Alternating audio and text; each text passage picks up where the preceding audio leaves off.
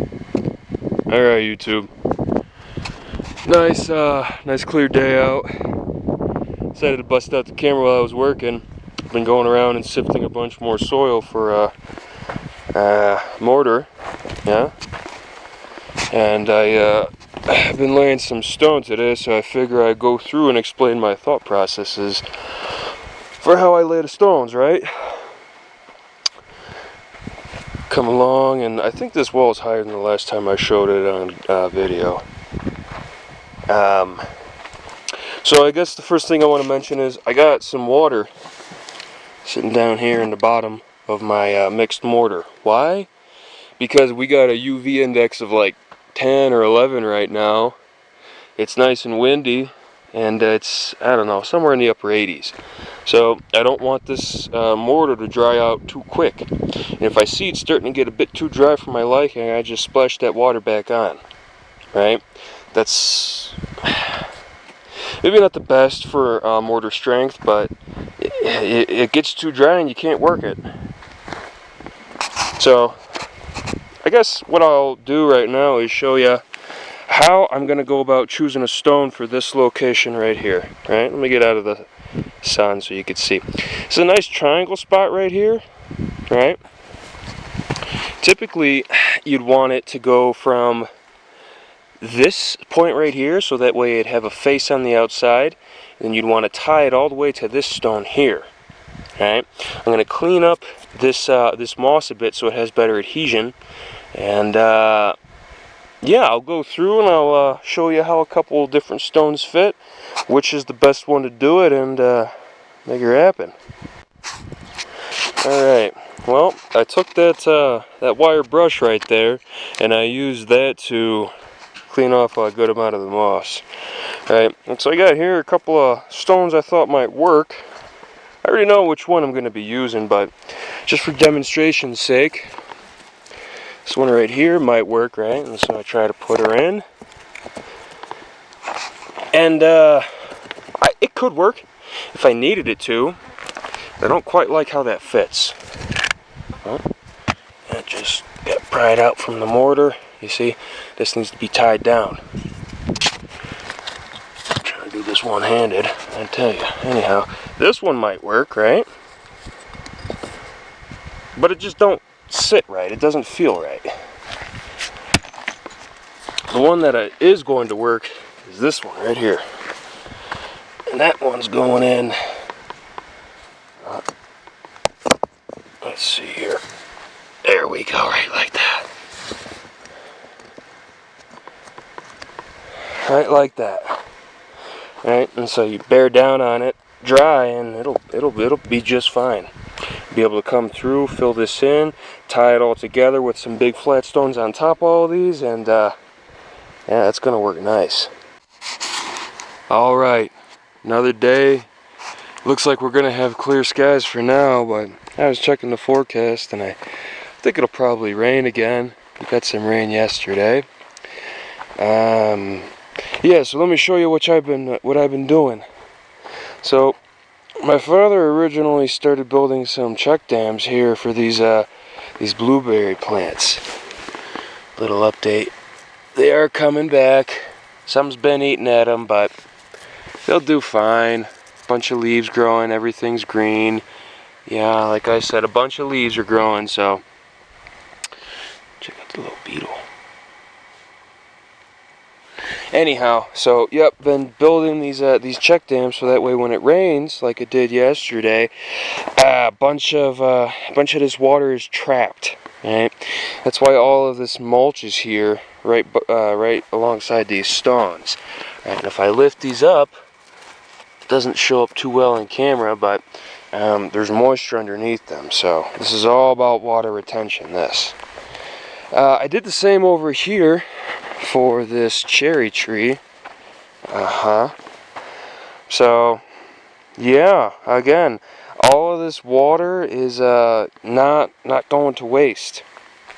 You can see a bunch of what I'm sure some people would call weeds growing up in here, right? Got some legumes, some grasses and whatnot growing all throughout these beds. So I'm considering that a success because, well, we do want these trees here, you know, I want as much vegetation here as possible, right? And the reason why is because the more vegetation I have here means more water I have here. If you don't know too much about water, you know, water attracts water. So the more water I got here on this land, the more rain is going to be attracted to this land. Especially with the geography and the topography of this area, it's really important that the water gets pulled here as much as possible. Quick update on this mulberry. It is coming back like nobody's business. I'm not even worried about this thing. I'm going to keep watering this till the end of the season. And, you know, next season I'm not going to water it so much, but I'm not even worried about this thing anymore. Going to put some more mulch down and, yeah. Alright, I'll get to the foundation update in a second, but I want to go over a couple of things that pertain to this sieve, right? So as I sieve all this soil, a bunch of the larger bits and particulates and stones and whatnot, they don't make it through, they don't pass through this sieve, right? So what I've been doing with that is I've been working on this huge check dam, berm, earthen barrier, right? So what I've been doing is going through and taking a bunch of pumice, right? Because I can't use the pumice for construction, and it's so rough I don't really want to use it for a walkway. So to keep it from flowing away with the water, because it's so light and porous, it'll do that, right? I've been stacking a retaining wall, is what it's going to be eventually, all along here. And I've been covering it up with a bunch of that fill, right? And if you look at where this is, right, there's the build site, the foundation. Here is this wall. So this is all on a slope.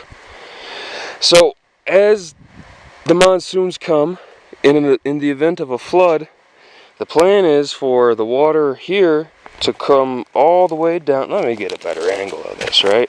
Come all the way down here, right? And so that way it'll go that way, right, towards those trees, instead of just flowing down at the structure, right?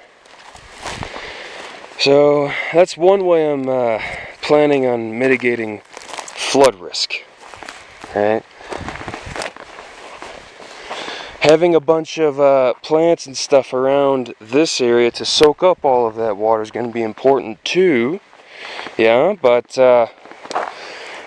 for now it's just going to come here, and then I'll build out a gravel path so that way the water just flows with the gravel down here. Keep going down downhill. So yeah. I'm not sure how much of this I've been showing, but the wall is coming up slowly but surely. It's raising. So I was smart the other day, and what I did, right, was I sifted a bunch of soil right before the rains, because after it rains, I can't sift soil, right? So on a day like today, where it was raining for a good couple hours yesterday, the soil is too saturated to be able to pass through the sieve with any ease. It's just not efficient. So having a big stockpile here, it's gonna make mixing mortar fast. So I'll give an update. I'll give an update once I've mixed the mortar and I've laid more stone. All right. So I laid some more stone. You could tell where the mortar is a different color. Let me clean this off, but you could tell where the mortar's a different color, right? Yeah, so after laying some more stone and looking around and how much I have left, I'm gonna need to go out and get some more. Yeah, I'm not entirely sure how much more, but I'm going to need some more. I'm going to speak up a little bit because the wind's picking up. So, really what I have to do now is just tie all this together, alright? One final tie on top, and then that's going to be the level I'm at. I'm going to come along and put a whole bunch of stucco on the sides, and then backfill. Got a lot of work. So, all right, yeah, I'm thinking that's it for this video. Let me know what you think down in the comments. If you liked it, give it a like. All right.